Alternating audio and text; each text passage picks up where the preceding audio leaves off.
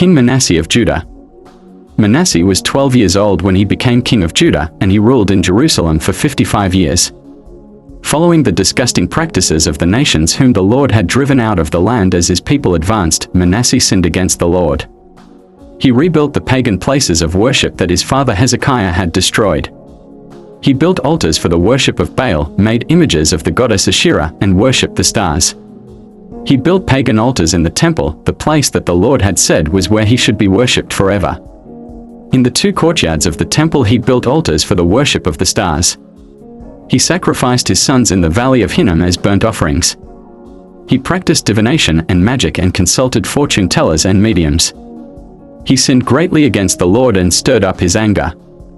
He placed an image in the temple, the place about which God had said to David and his son Solomon, "Here in Jerusalem, in this temple, is the place that I have chosen out of all the territory of the 12 tribes of Israel as the place where I am to be worshipped.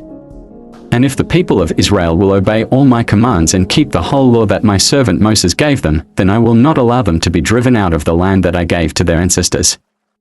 Manasseh led the people of Judah to commit even greater sins than those committed by the nations whom the Lord had driven out of the land as his people advanced. Manasseh repents.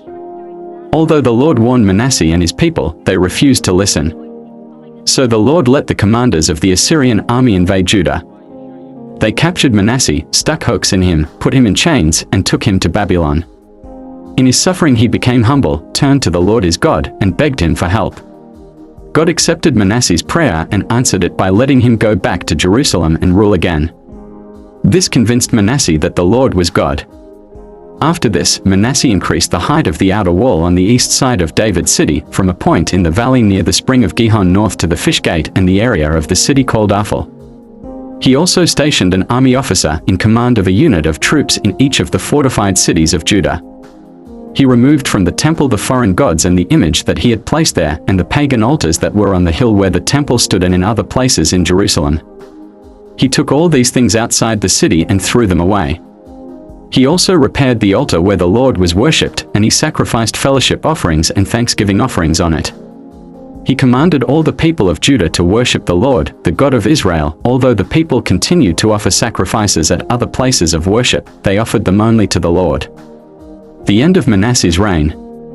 Everything else that Manasseh did, the prayer he made to his God, and the messages of the prophets who spoke to him in the name of the Lord, the God of Israel, are all recorded in the history of the kings of Israel.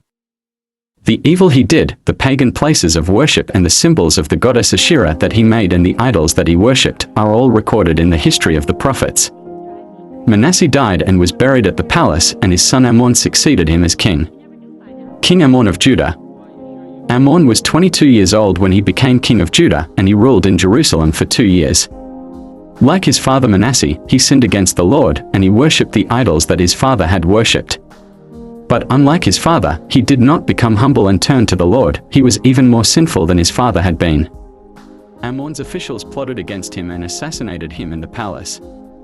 The people of Judah killed Amon's assassins and made his son Josiah king.